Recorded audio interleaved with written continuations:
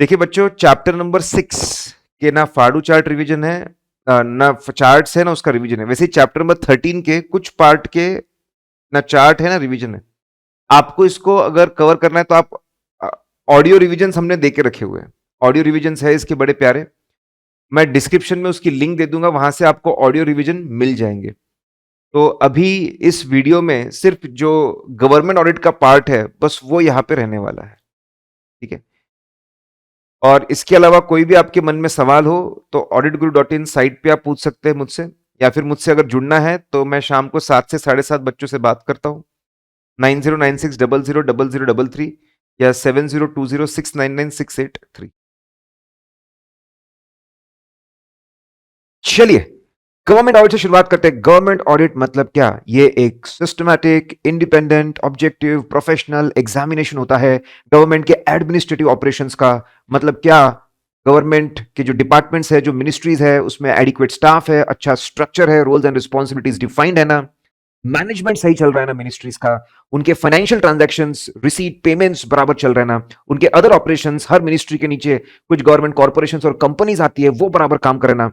यहाँ पे इवैल्यूएशन, उनका परफॉर्मेंस इवैल्यूएट किया जाता है, वेरीफाई करते हैं वहां के फाइनेंशियल डॉक्यूमेंट्स को, वहां के फाइनेंशियल स्टेटमेंट्स को, और फिर रिपोर्ट में बताते हैं कि क्या मिला, परफॉर्मेंस को लेकर क्या मिला, फाइनेंशियल स्टेटमेंट्स को लेकर क्या मिला, क्या फाइनेंशियल स्टेटमेंट्स भरोसेमंद है, परफॉर्मेंस को लेकर क्या कंक्लूजन है, और रिकमेंडेशंस होते हैं कैसे हम चीजों को इंप्रूव कर सकते हैं।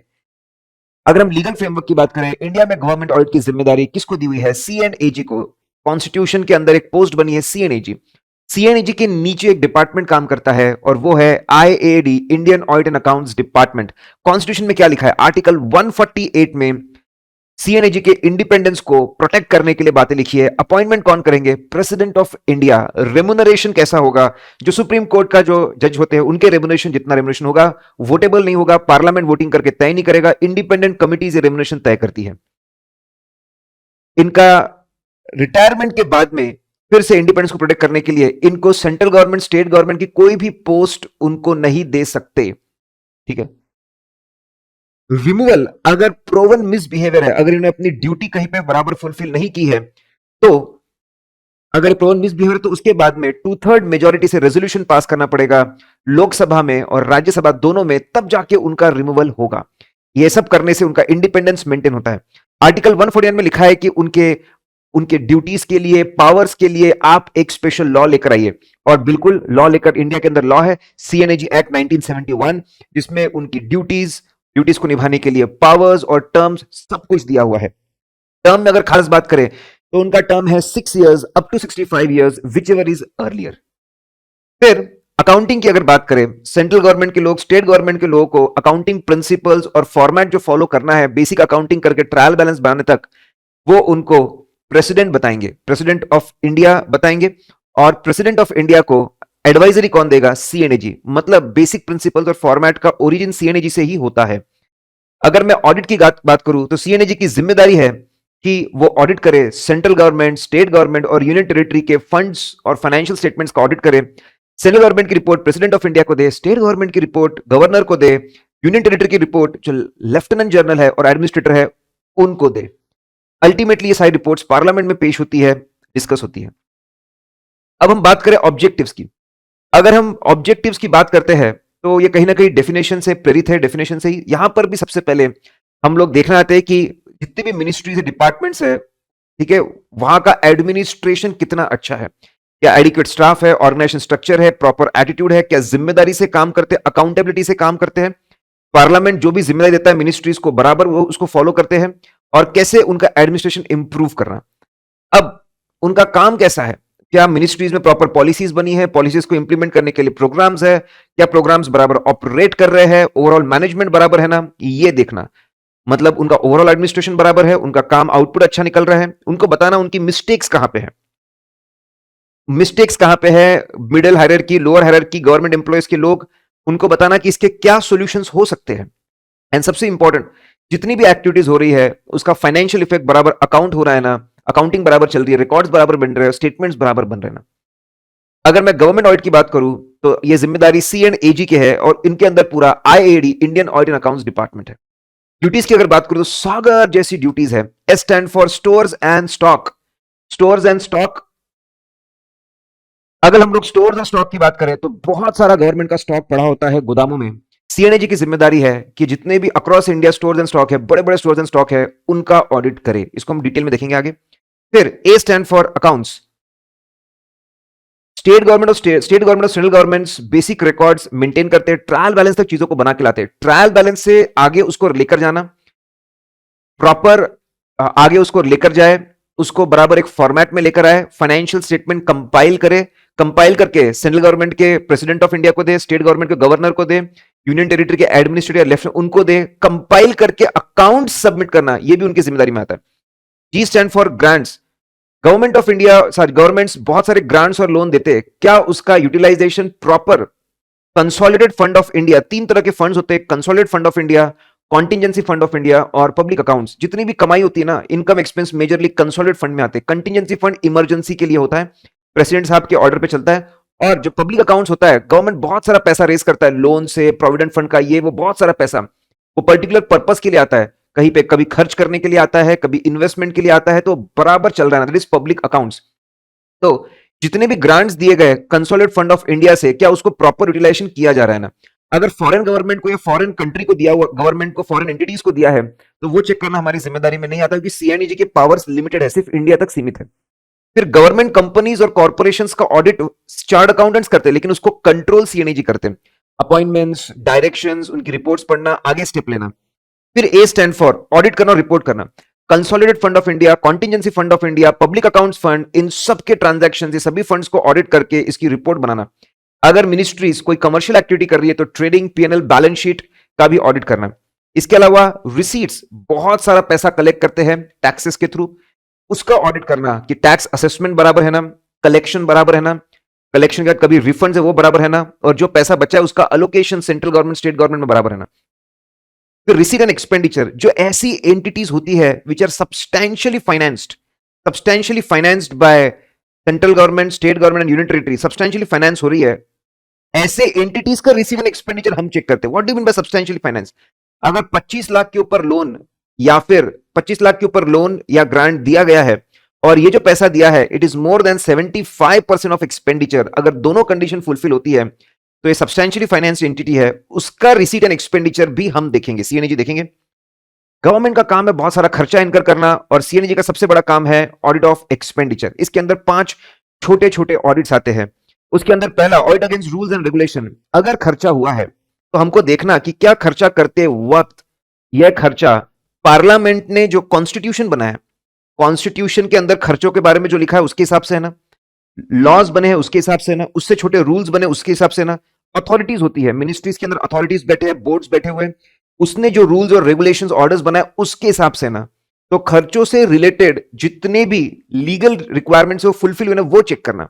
इसमें खास करके क्या, कौन सी बातों को चेक किया जाता है? क्या खर्चा करने के लिए प्रॉपर फंड यूज किया गया, consolidation fund, contingency fund, public accounts, proper fund use किया गया, और क्या सही बंदे ने पैसे विड्रॉ किए या क्लेम किया।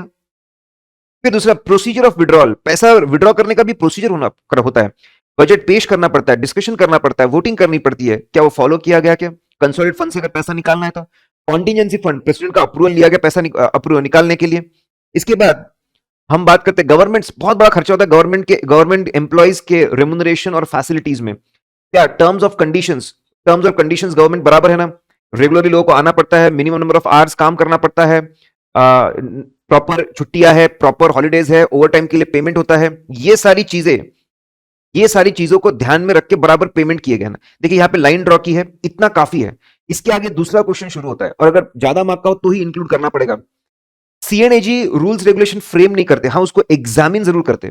अगर रेलवे स्टेशन इंप्रूव करने के लिए कोई लॉ आया है तो देखना, लॉ को समझना, to understand law, rules and regulation, क्या इसमें सही बातें, लॉजिकल बातें लिखी है, देश के लिए अच्छा होगा, सोसाइटी के लिए अच्छा होगा, और क्या खर्चा इन सबको फॉलो करके किया जा रहा है। जब हम लोग अप्रोप्रिएटनेस ऑफ लॉ, जब अप्रोप्रिएटनेस चेक करते हैं, तो जैसे सुप्रीम कोर्ट ऑफ इंडिया भी अप्रोप्रिएटनेस चेक कर रहा है, और ये सीएनएजी के लोग भी कर रहे हैं, इसलिए इसको क्वासी जुडिशियल लाइक कोर्ट ऐसा बोला जाता है। अप्रोप्रिएटनेस में क्या चेक करते हैं? कहीं कॉन्स्टिट्यूशन या किसी और लॉ के अगेंस्ट तो नहीं है, हायर अथॉरिटी के ऑर्डर्स के अगेंस्ट तो नहीं है, जिन्होंने ये बनाया उनके पास में नेसेसरी पावर्स थे ना, क्या इन्होंने खर्चों के अकाउंटिंग और ऑडिटिंग के बारे में बराबर बातें लिखी हुई है ना? नेक्स्ट है, माना सब कुछ लॉ रूल्स रेगुलेशन के हिसाब से, सैंक्शन। खर्चा करने के पहले अथॉरिटी से अप्रूवल लेना पड़ता है ताकि खर्चे में कोई गड़बड़ ना हो। क्या प्रॉपर जनरल अप्रूवल लिया है? जनरल अप्रूवल मतलब एक बार अप्रूवल लेते हैं तो उसके अंदर बहुत सारे खर्चे कर सकते हैं आप, और कहीं कहीं पे जो बहुत इंपॉर्टेंट चीजें होती है वहां पे स्पेसिफिक हर खर्चे का अप्रूवल लगता है, तो वो अप्रूवल्स लिए गए ना? जिन्होंने परमिशन दी है क्या उनके पास में कॉम्पिटेंस था, पावर था इसको करने का, वो भी हमने देखना चाहिए। चलो बहुत बढ़िया, ऑथराइजेशन है। फिर प्रोविजन ऑफ फंड, जब अप्रूवल होते हैं तो उसमें साफ साफ लिखा जाता है कि खर्चा कौन से पर्पस के लिए, इंटेंशन क्या है, ऑब्जेक्टिव क्या है, क्या उसी पर्पस के लिए पैसा खर्च हो रहा है। वहां पे यह भी लिखा जाता है कि अप्रूव लिमिट कितनी है, तो क्या अप्रूव लिमिट के हिसाब से पैसा खर्च हो रहा है। फिर प्रोप्राइटी, प्रॉपर जो वर्ड होता है ना, वहां से वर्ड है प्रोप्राइटी। प्रोप्राइटी में हमारा दो चीजों पे ध्यान होता है, पर्पस एंड प्रोसीजर।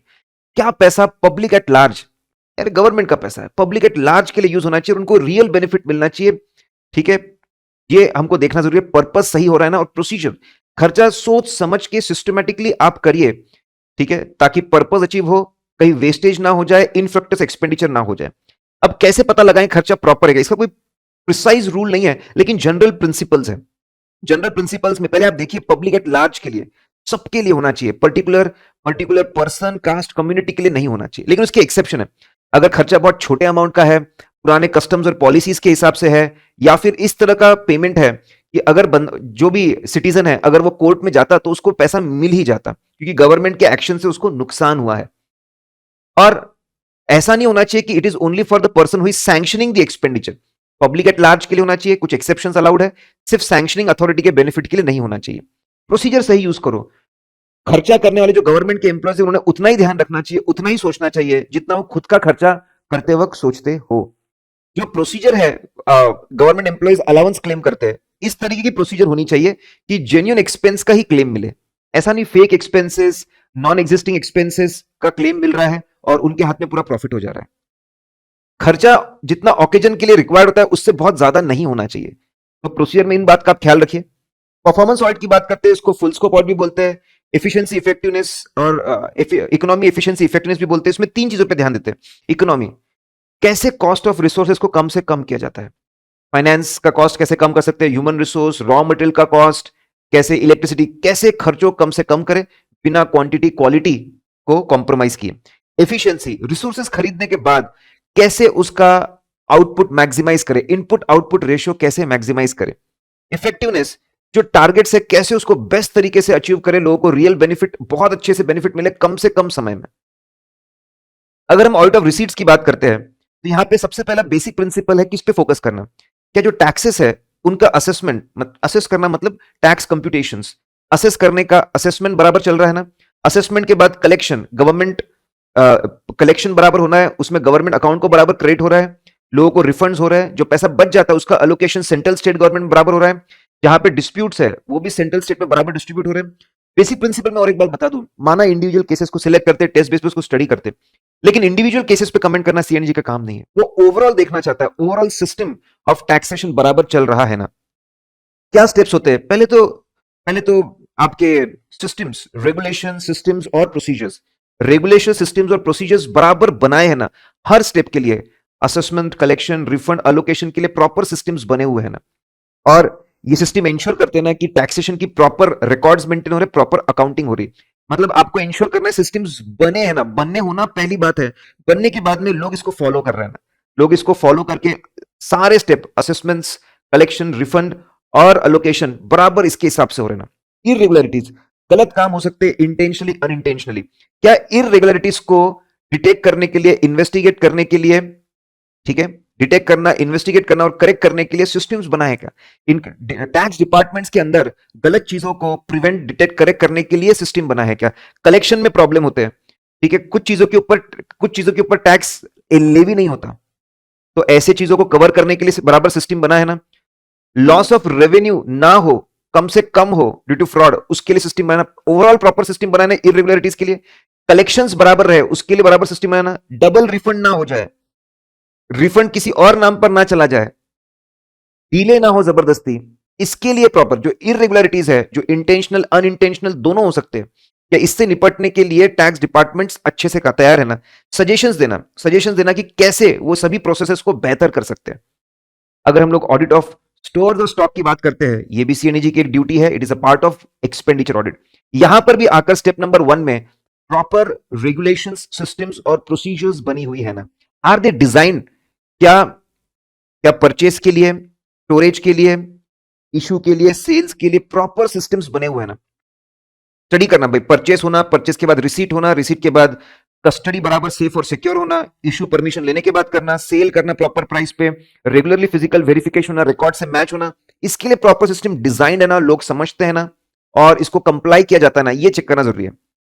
इसमें हम परचेस पे बहुत ज्यादा ध्यान देते हैं, ऑडिट ऑफ परचेस, और ये परचेस पे बहुत ध्यान दिया जाता है, और परचेस पे वैसे ही ध्यान देते जैसे ऑडिट ऑफ एक्सपेंडिचर में जो हम 5 ऑडिट करते हैं, वही पांचों तरह के ऑडिट ऑफ परचेस पे भी किया जाता है। यहां पे खास करके अगर पहले खरीदा है, अगर खरीदा है तो एज पर जो जो कॉन्ट्रैक्ट है, कॉन्ट्रैक्ट के हिसाब से क्वांटिटी, जितनी क्वांटिटी मिली है उसी का पेमेंट होना चाहिए, वो क्वांटिटी अनइकोनॉमिकल नहीं होनी चाहिए। क्या क्वालिटी बराबर है, इंफीरियर क्वालिटी नहीं होनी चाहिए, और बाद में जब गुड्स आते उसका जो पेमेंट होता है उसकी प्राइसेस रीजनेबल होनी चाहिए। देखिए मेरे दिमाग में पहले कॉन्ट्रैक्ट आता है, फिर क्वांटिटी सर्टिफिकेट के हिसाब से है, और क्वांटिटी का और एक पॉइंट आता है, बहुत ज्यादा तो नहीं है, फिर क्वालिटी क्वालिटी का पॉइंट आता है, और फिर एग्जांपल्स। अगर मैं बात करता हूं अकाउंटिंग की, if I talk about accounting, तो ये सिस्टम्स बराबर है, परचेस बराबर, अकाउंटिंग बराबर होनी चाहिए। आपके परचेस की अकाउंटिंग, रिसीट्स की अकाउंटिंग, इशू सेल्स की अकाउंटिंग बराबर होनी चाहिए, जो बैलेंस नजर आ रहा है वो एक्यूरेट होना चाहिए, और फिजिकल वेरीफाई जो बैलेंस वहां पे मैच होना चाहिए। अब अकाउंट्स मेंटेन करने के दो तरीके हैं, न्यूमेरिकल रिकॉर्ड्स और प्राइस रिकॉर्ड्स। जो एडमिन आइटम्स है, छोटे मोटे आइटम्स है, स्टेशनरी आइटम्स, ऑफिस के आइटम्स है, उसकी सिर्फ आप क्वांटिटी मेंटेन करते हैं, न्यूमेरिकल रिकॉर्ड्स। जो बाकी फूड ग्रेन्स है, पेट्रोलियम है, जो जनता को लगता है हेवी क्वांटिटी में है, उसके आप प्राइस अकाउंट्स मतलब एक कॉलम क्वांटिटी का होता है, और दूसरा कॉलम, एक कॉलम क्वांटिटी का होता है, और दूसरा कॉलम आपका प्राइस का होता है, आपका वैल्यू का होता है। फिर जो बैलेंसेस है, बैलेंसेस को रेगुलरली बराबर कंप्यूट कर रहे हैं, प्रॉपर रिकॉर्ड्स आपको बैलेंसेस दे रहे हैं, फिजिकल स्टॉक से मैच हो रहे हैं ना, ये जो बैलेंस है ये एक्सेस और आइडल तो नहीं है। प्राइस्ड अकाउंट्स में आपको ख्याल रखना है कि प्राइजेस जो भी ओपनिंग परचेस, ये इसके प्राइजेस रीजनेबल है ना, क्लोजिंग स्टॉक अगर प्राइजेस बदल चुके हैं तो फिर आपको वैल्यू एडजस्ट करनी पड़ती है, करस्पॉन्डिंग प्रॉफिट लॉस बुक करना पड़ेगा। गवर्नमेंट को अगर कमर्शियल एक्टिविटीज करनी ना, अलग अलग तरीके से कर सकते हैं।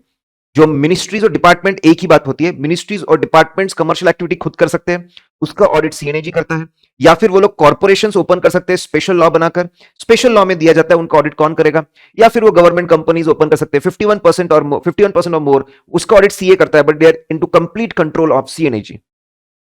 अगर हम बात करते हैं ऑडिट मेथोडोलॉजी की, जब सीएनएजी जाएंगे, मिनिस्ट्रीज डिपार्टमेंट को ऑडिट करेंगे, तो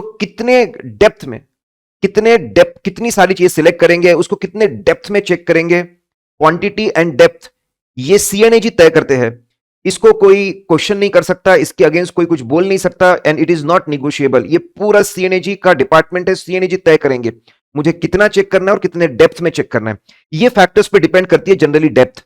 tiffin, T for totality of transaction, number of बहुत सारे ट्रांजैक्शन है तो उसकी चेकिंग ज्यादा होती है। टोटल प्लान ऑफ ऑडिट, अगर ऑडिट करने के लिए ज्यादा समय है तो चेकिंग ज्यादा होती है। फ्रीक्वेंसी ऑफ चेकिंग, ठीक है, कभी कभार चेक कर रहे हैं तो जब भी चेक कर रहे हैं बहुत अच्छे से चेक कर लो तो चेकिंग ज्यादा होती है। अगर ट्रांजैक्शन इंपॉर्टेंट है चेकिंग ज्यादा होती है, रिस्की है चेकिंग ज्यादा होती है। जनरली कितनी चेकिंग होना, एक पहले जनरल रिव्यू करते हैं, डिपार्टमेंट का ट्रांजैक्शंस का जनरल रिव्यू करते हैं, ठीक है, फिर इनडेप्थ चेकिंग करते हैं सब कुछ एरियाज का, उसके बाद में तय करते हैं सैंपलिंग कैसे होगी, चेकिंग कैसे होगी। Hierarchy and functions of IID की अगर हम बात, मतलब पहले तो हम ये मेथोडोलॉजी का बड़ा हिस्सा होता है कितना चेक करना, कितने डेप्थ में चेक करना। दूसरा हिस्सा होता है हायरार्की और functioning of department. IID department में 3 तरह के लोग होते हैं। टॉप लेवल मेंबर्स होते हैं जिनको ग्रुप लीडर बोला जाता है, जिनका काम होता है डायरेक्शंस देना और देखना सब ओवरऑल सब बराबर ऑडिट चल रहे ना। मिड लेवल मेंबर तो उनका काम होता है सुपरवाइजरी देकर सुपरवाइजरी रिपोर्ट्स बनाना, ठीक है, टेस्ट चेक करना कि जूनियर ने काम बराबर किया है ना। और एम्प्लॉयज होते हैं उनका काम होता है बेसिक ऑडिट काम करना। इस तरीके सिस्टम होता है कि हर बंदे का काम कोई ना कोई चेक जरूर कर रहा है। लोकेशन की बात करें, या तो जहां पे रिकॉर्ड्स रखे हैं वहां पे जाके चेकिंग होती है, यहां पे जहां पे एक्चुअल ट्रांजैक्शन हुए, रिसीट और पेमेंट, वहां जाकर चेकिंग होती है। Reporting by CAG, controller and auditor general of India, ये उनका राइट भी और ऑब्लिगेशन भी है। पूरे गवर्नमेंट्स के ऊपर रिपोर्ट देना उनका राइट है, सिर्फ वही रिपोर्ट दे सकते हैं, और उनकी जिम्मेदारी भी है। कॉन्स्टिट्यूशन का आर्टिकल 151 है, आर्टिकल 151 है, वो बोलता है कि उनको रिपोर्ट देना पड़ेगा, सेंट्रल गवर्नमेंट की रिपोर्ट, सेंट्रल गवर्नमेंट की report, central government, state government, union territory, central government की रिपोर्ट वो सबमिट करेंगे प्रेसिडेंट ऑफ इंडिया को, स्टेट गवर्नमेंट की सबमिट करेंगे गवर्नर को, यूनियन टेरिटरी की सबमिट करेंगे एडमिनिस्ट्रेटर को, और ये लोग उसको प्रेजेंट करेंगे बिफोर लेजिस्लेचर, उसको प्रेजेंट किया जाएगा पार्लियामेंट में, इसको प्रेजेंट करेंगे। अब ऐसा है कि बहुत टेक्निकल रिपोर्ट होती है, बहुत सारी रिपोर्ट होती है, पूरा पार्लियामेंट इसको बैठ के डिस्कस करे पॉसिबल नहीं, इसलिए कमिटीज बनाई है, आगे चर्चा होती है कमिटीज की। ये कमिटीज कुछ रिपोर्ट, इंपॉर्टेंट रिपोर्ट्स को लेकर चर्चा करती है, समझती है, सीएनजी बैठ के समझाते हैं उसको, ये भी समझाते रिपोर्ट्स में कि भाई गवर्नमेंट के मिनिस्ट्रीज में क्या प्रॉब्लम हुआ, कैसे प्रॉब्लम हुआ, क्या एक्शन लेना चाहिए। ऐसा करने से एक दबाव बन के रखता है, कंट्रोल होता है मिनिस्ट्रीज पे, देखो तुम कुछ गलत काम करोगे ना, सीएजी पकड़ के बताएगा और हम तुमसे सवाल पूछेंगे। इट एक्ट्स एज सेफगार्ड, ये एक तरह से प्रोटेक्शन है कि जनता का पैसा सोच समझ के बराबर खर्च करो। इंडिया में सीएनजी सिर्फ फैक्ट्स बताते हैं, ठीक है, फैक्चुअल रिपोर्ट करते हैं, facts are reported, factual reporting है, फैक्ट्स को बताया था कि हमारे फैक्ट्स है, और रीडर्स को बोले तुम ओपिनियन बनाओ। सीएनजी ओपिनियन आता, भाई हमको जो इंफॉर्मेशन मिली वो हम बता रहे हैं, फिर रिकमेंडेशन देते कि हमारे हिसाब से क्या होना चाहिए, अप्रोप्रिएट अथॉरिटी इसके बेस पे एक्शन लेती टू रेक्टिफाई टू प्रिवेंट रीऑकरेंस। तो इंडिया में फैक्चुअल रिपोर्टिंग होती है, रिकमेंडेशन दिए जाते हैं और अथॉरिटीज एक्शन लेते हैं। अगर मैं बात करूं, ऑडिट रिपोर्ट तो बना लेंगे सीएनजी, उसके बाद क्या होता है, इनकी रिपोर्ट जाती है प्रेसिडेंट, गवर्नमेंट एडमिनिस्ट्रेटर को जाती है, अल्टीमेटली वो पार्लियामेंट या स्टेट लेजिस्लेचर या यूनियन टेरिटरी के लेजिस्लेचर उसमें पेश होती है। ये जो बहुत स्पेशलाइज नेचर की होती है, बहुत अलग अलग मैटर्स के ऊपर रिपोर्ट होती है, इसको पढ़ने में समझने में समय लगता है, इसीलिए कमिटीज बने। पार्लियामेंट के पास इतना समय नहीं होता, कमिटीज को काम दिया जाता है कि वो इसको पढ़े समझे और क्या प्रॉब्लम है निकाल कर लाए, और मिनिस्ट्रीज को बोले कि बराबर इसको आप रेक्टिफाई करें, इसके लिए कमिटीज बनी है। जो गवर्नमेंट मिनिस्ट्रीज और डिपार्टमेंट्स है वो रेक्टिफाई कर लेना, मिनिस्ट्रीज और डिपार्टमेंट है, ठीक है, इनकी रिपोर्ट्स को स्टडी करने के लिए, इनकी रिपोर्ट्स को स्टडी करने के लिए हमारे पब्लिक अकाउंट्स कमिटी है, पीएसी, जैसे coal ministry, human resource etcetera. सबसे पहले देखते हैं कि गवर्नमेंट ने मिनिस्ट्री को जो पैसा दिया था कि भाई इतना पैसा ये पर्पस के लिए आपको खर्च करना है, क्या उन्होंने अलोकेशन को चेंज किया ना, रीअप्रोप्रिएशन ऑफ फंड किया ना, लिमिटेड रीअप्रोप्रिएशन अलाउड होता है। उसके बाद में क्या मिनिस्ट्री के अंदर जो अथॉरिटीज है उनके प्रॉपर परमिशन लेके खर्चा किया गया ना, और जिस पर्पस के लिए अप्रूवल था बराबर उसी पर्पस के लिए पैसा डिसबर्स किया गया ना, वो देखना। फिर इसके बाद मिनिस्ट्रीज के नीचे ऑटोनॉमस और सेमी ऑटोनॉमस बॉडीज आती है, उसके स्टेटमेंट्स भी ये लोग स्टडी करते हैं। अब committee on public sector undertaking, COPU, government के कॉर्पोरेशंस और कंपनीज बराबर, उनके ऊपर जो रिपोर्ट्स है कॉर्पोरेशंस और कंपनीज की, उनकी रिपोर्ट्स यहां पे चर्चा होती है। वो लोग गवर्नमेंट कॉर्पोरेशन कंपनी की सीएजी रिपोर्ट, फिर ऑडिटर की रिपोर्ट उनके ऊपर, मैनेजमेंट के अकाउंट्स, एनुअल रिपोर्ट, ये तीनों चीजों को स्टडी करते हैं, एग्जामिन करते, देखते हैं। इसमें क्या देखते हैं कि गवर्नमेंट कॉर्पोरेशंस और कंपनीज, इनकी जो पॉलिसीज है, ऑपरेशनल पॉलिसीज, फाइनेंशियल पॉलिसीज अच्छी लग रही है ना, साउंड बिजनेस प्रैक्टिसेस है ना, कैसे इनकी एफिशिएंसी, इफेक्टिवनेस को पहले तो देखो करते क्या है, फिर कैसे इसको इंप्रूव कर सकते हैं, how we can make this government corporations and companies बेहतर, how we can make it them better, losses से कैसे बाहर लाए, प्रॉफिट्स को कैसे बढ़ाए। इसके अलावा स्पीकर ऑफ द हाउस अगर उनको और कोई काम दे तो वो भी ये लोग देखते हैं। अगर मैं बात करूं पावर्स ऑफ सीएनएजी, तो दो तरह के पावर्स हैं, कंपनीज एक्ट भी पावर देता है, कंपनीज एक्ट भी पावर देता है और सीएनएजी एक्ट भी पावर देता है। कंपनीज एक्ट में सेक्शन 143 सबसेक्शन 567, ऐसे हम ये देख चुके हैं कंपनीज एक्ट में, लेकिन फटाफट बताता हूं। बंदे को कंपनी का ऑडिट कौन, गवर्नमेंट कंपनी कौन करे, उसका अपॉइंटमेंट देना करना, अपॉइंटमेंट के बाद में उसको इंस्ट्रक्शंस देना, बंदा इंस्ट्रक्शंस को फॉलो करेगा, पूरा ऑडिट करेगा, अपनी ऑडिट रिपोर्ट बनाएगा, एक कॉपी कंपनी को देगा, एक कॉपी सीएनएजी को देगा, उसके अंदर लिखा रहेगा action taken report, action taken report, आपने मुझे इंस्ट्रक्शंस दिए थे, मैंने कैसे काम किया, ठीक है, क्या क्या काम किया, उसमें क्या बातें निकली, एक्शन टेकन रिपोर्ट सबमिट करनी पड़ती। फिर 143(6) में अगर सीएनएजी चाहे तो एग्जिस्टिंग जो रिपोर्ट है उस पर कमेंट डाल सकते हैं या फिर उस पर सप्लीमेंट डाल सकते हैं, 60 दिनों का टाइम रहता है इसके लिए, आइदर यू कैन कमेंट और सप्लीमेंट। ये कमेंट्स और सप्लीमेंट सबको सर्कुलेट होने चाहिए ऑडिट रिपोर्ट के साथ में, और एजीएम में प्रेजेंट भी होने चाहिए। अगर उनको लगता है यार सिर्फ लिखने से मजा नहीं आ रहा, कुछ चीजें इसने मिस कर दी, तो वो चाहे तो he can order supplementary audit, supplementary audit, supplementary audit, additional audit, ये वर्ड वहां पे लिख देना, मिसिंग है। ऑडिट, उसको सप्लीमेंट्री ऑडिट बोला जाता है। और अगर ऐसा लगता है कि मैं खुद ही चेकिंग कर लूं, ठीक है, खुद ही चेकिंग कर लूं, तो वो टेस्ट ऑडिट भी कर सकते हैं। अगर मैं बात करूं सीएनएजी एक्ट 1971 की, तो उसमें भी पावर्स दिए हैं। बैठे बैठे अपने ऑफिस में जो भी इंफॉर्मेशन चाहिए डिपार्टमेंट से, जो भी इंफॉर्मेशन, जो भी कोई पर्टिकुलर इंफॉर्मेशन चाहिए, क्वेश्चंस पूछ सकते हो, ऑब्जर्वेशन बोल सकते हो, एक्सप्लेनेशन आप मांग सकते हो। इससे बढ़कर कोई भी डॉक्यूमेंट चाहिए, कोई भी रिकॉर्ड चाहिए, कोई भी अकाउंट चाहिए, वो मांग सकते हो। इससे भी बढ़कर खुद जाकर फिजिकली इंस्पेक्ट कर सकते हैं। Central government, state government, department जहां पे रिकॉर्ड्स रखे, बुक्स रखे, वो जाकर देख सकते हैं। इनके पास पावर होता है कोई भी ऑडिट का जो पोर्शन है उसको रिड्यूस करने का, वो चीजों को कम ज्यादा कर सकते हैं। जहां पर भी उनको लगे क्वांटम कम ज्यादा करना है, यहां पे कम ऑडिट करना है, यहां पे ज्यादा ऑडिट करना है, इसके पूरे पावर्स डेफिनेटली उनके पास ही रहने चाहिए। लोकल बॉडीज की अगर हम लोग बात करें, हमारे कोर्स में अर्बन लोकल बॉडीज के बारे में जानकारी दी है। 5 तरह की अर्बन लोकल बॉडीज है। कॉर्पोरेशन, उनसे छोटे काउंसिल्स, उसके बाद में कमिटीज जो नोटिफाई होती है, कमिटीज वो, उनसे छोटे टाउन कमिटीज, और कैंटोनमेंट जहां पे हमारी मिलिट्री मौजूद होती है वो एरिया, कैंटोनमेंट कमिटीज। ऐसे अगर मैं बात करूं तो बड़े से लेके छोटे तक इनका काम क्या होता है? रेगुलेटरी, लैंड से रिलेटेड रूल्स रेगुलेशंस, कहां पे रोड्स होंगे, कहां पे पार्क्स होंगे, कंस्ट्रक्शन कैसा होगा, और लोकल टैक्सेस कैसे होंगे, डेवलपमेंट एक्टिविटीज, स्कूल्स बनवाना, हॉस्पिटल्स बनवाना, प्लेग्राउंड्स बनवाना, मेंटेनेंस, जो बना है उनका सबका मेंटेनेंस करना। उनकी मेजर कमाई कहां से होती है? टैक्सेस। ये लोग property tax, water tax, animal tax, boat tax, advertisement right से काफी कमाते हैं। ग्रांट्स, जनरल पर्पस ग्रांट आती है। ये ग्रांट बेसिकली जो हमारी लोकल बॉडीज है उसको चलाने के लिए ये पैसा आता है।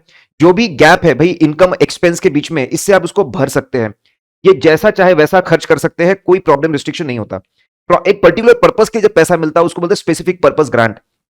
जब स्टेट गवर्नमेंट स्टेट वाइड कोई नया टैक्स लाता है और इस प्रोसेस में लोकल बॉडीज के राइट्स को छीन लेता है, जैसे वाटर टैक्स अगर स्टेट गवर्नमेंट लाया, लोकल बॉडीज के राइट्स अगर छीन लिए, तो लोकल बॉडीज की इनकम कम हो जाती है। उसको कॉम्पनसेट करने के लिए सेंट्रल जो स्टेट गवर्नमेंट जो पैसा देता है उसको बोलते हैं कॉम्पनसेटरी ग्रांट। अगर हम बात करते हैं मेजर एक्सपेंडिचर की, पब्लिक सेफ्टी, लोगों को सेफ रखना, पैंडेमिक है, मलेरिया है, डेंगू है, बड़े बड़े प्रॉब्लम्स जो आते रहते हैं, फ्लड्स है, लोगों को सेफ रखना, सेफ्टी के लिए काफी पैसा खर्च करते हैं। उसके बाद इन जनरल हेल्थ, लोग मैल न्यूट्रिशन नहीं होना चाहिए बच्चों में, लोगों की हेल्थ ओवरऑल अच्छी होनी चाहिए, पब्लिक हेल्थ पे पैसा खर्च करते हैं इंपॉर्टेंस के हिसाब से। फिर एजुकेशन पे पैसा खर्च करते हैं, पब्लिक वर्क, रोड्स और कंस्ट्रक्शन एक्टिविटीज, उस पर पैसा खर्च करते हैं। उनका जो पूरा जनरल एडमिनिस्ट्रेशन है, रेवेन्यू कलेक्शन एक्टिविटी में पैसा खर्च करते हैं, भाई पैसा कलेक्ट करने के लिए भी लोग लगते हैं। और इंटरेस्ट पेमेंट्स, अगर इनके फाइनेंशियल एडमिनिस्ट्रेशन की बात करूं कि फाइनेंशियल ट्रांजैक्शंस को कैसे करते हैं, तो इनका पहला फीचर है बजट्स। बजट्स बनाना बहुत इंपॉर्टेंट है। इससे अकाउंटेबिलिटी, सब लोग बैठकर सोच समझ के चर्चा करके तय करते हैं कि पैसा कहां पे खर्च होना चाहिए। और एक बार बजट बन जाए तो कंटिन्यूअसली एक्चुअल एक्सपेंडिचर को बजट से कंपेयर किया जाता है कि सब बराबर चल रहा है ना, सो उसकी वजह से एक कंट्रोल रेडी हो जाता है। बजट बनाने से ये भी समझ में आता है कितने पैसे कम पड़ रहे हैं तो कितना टैक्स रेट रखना चाहिए। और इसके फीचर्स में इसका कोई फॉर्मेट फिक्स नहीं होता, कैपिटल वर्सेस रेवेन्यू कभी डिस्टिंग्विश नहीं करते, सिर्फ कैपिटल एक्सपेंडिचर को एक्स्ट्रा ऑर्डिनरी बोल देते हैं। हाँ, कभी कभी कुछ एरियाज के लिए सेपरेट बजट होता है, जैसे एजुकेशन के लिए या कोविड के लिए सेपरेट बजट हो सकता है, स्पेशल फंड्स क्रिएट हो सकते हैं, उसका सेपरेट प्रेजेंटेशन हो सकता है।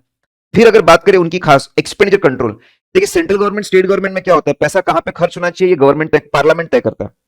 फिर इसका खर्चा करने का हम आईएएस ऑफिसर्स होते हैं हर मिनिस्ट्री में, वो करते हैं। और इंडिपेंडेंट अकाउंटिंग स्टाफ होता है, तो खर्चे में 3 लोग इन्वॉल्व है, तीनों एक में का काम चेक करते हैं। लेकिन लोकल गवर्नमेंट्स में ऐसा नहीं होता। लोकल गवर्नमेंट्स में वही लोग तय कर लेते हैं, कॉर्पोरेटर्स होते हैं, वही तय करते हैं पैसा कहां पे खर्च करना है, वही लोग पैसा खर्च करने में इन्वॉल्व होते हैं, वही तय करते हैं कैसा खर्च होगा, और कोई इंडिपेंडेंट अकाउंटिंग स्टाफ भी नहीं होता। तो एक का काम दूसरा चेक कर रहा है, सेग्रीगेशन ऑफ ड्यूटी नहीं है, एक्सपेंडिचर कंट्रोल पुअर होता है लोकल बॉडीज के अंदर। Accounting system, budgeting, accounting system, आधी अधूरी जानकारी, बहुत कम डिटेल्स, अकाउंटिंग सिस्टम भी पुअर है। ये ड्रॉप, बजट स्ट्रॉन्ग पॉइंट है लेकिन एक्सपेंडिचर के ऊपर कंट्रोल नहीं है, अकाउंटिंग, ये 2 पुअर पॉइंट्स हैं। इसीलिए ऑडिट का इंपॉर्टेंस और बढ़ जाता है, ऑडिट और अच्छे से होना चाहिए। ऑडिट इनका ऑडिट का, अगर ऑडिट का ऑब्जेक्टिव क्या होता है, आना, हर लोकल अथॉरिटी से रिलेटेड लॉ, रूल्स, रेगुलेशंस बने होते हैं, क्या उसको फॉलो किया गया, खास करके फाइनेंशियल आइटम्स और इनकम एक्सपेंस और फाइनेंशियल लॉ का कंप्लायंस है क्या, क्या सिस्टम बना हुआ है proper, is there proper system for receipt, payments, accounting. फिर सिस्टम को फॉलो करके जो खर्चे हो रहे हैं, are they giving real benefit to people, फिर उसकी अकाउंटिंग करके जो फाइनेंशियल स्टेटमेंट्स है, are they giving true and fair view, और फ्रॉड्स एरर को रोकना। ऑडिट प्रोग्राम की बात करें तो कॉर्पोरेशंस खुद अपॉइंट करते हैं ऑडिटर को कि कौन उनका ऑडिट करेगा। बाकी जो कॉर्पोरेशंस के अलावा बाकी लोकल बॉडीज है, लोकल फंड ऑडिट विंग होती है, जो लोकल फंड्स है, लोकल म्युनिसिपल बॉडीज है, उनके जो फंड्स है उनके ऑडिट के लिए एक सेपरेट विंग होता है, वो करते हैं। उनका प्रोग्राम कैसे होता है, आप 5 तरह के जो ऑडिट्स हम पढ़कर आए, वो 5 तरह के ऑडिट्स आप पूरे समझा दीजिए, ठीक है। ऑडिट ऑफ एक्सपेंडिचर वाले बस वही है, एक बार पढ़ो 2 बार यूज करो, मजा आता है।